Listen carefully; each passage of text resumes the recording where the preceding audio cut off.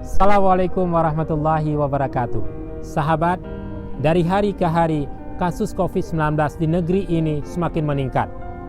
Hingga awal Mei saja tercatat 11.587 kasus dengan tingkat kematian mencapai 7,45%. Ini bukanlah angka yang kecil. Kita patut bersyukur memiliki tenaga medis dan paramedis yang berjuang sepenuh hati.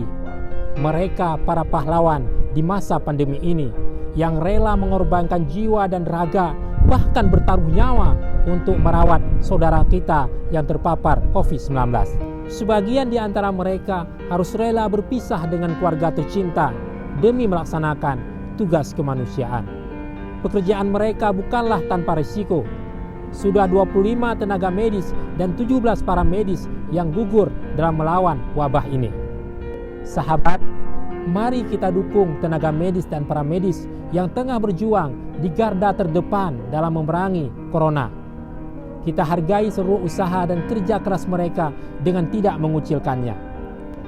DPRK Banda Aceh akan terus mendorong pemerintah kota agar mengupayakan yang terbaik untuk Anda tenaga medis dan paramedis. Yakinlah kami semua senantiasa bersama Anda. Terima kasih kepada masyarakat yang telah menghargai dedikasi dan kerja-kerja mulia tenaga medis dan paramedis. Wassalamualaikum warahmatullahi wabarakatuh.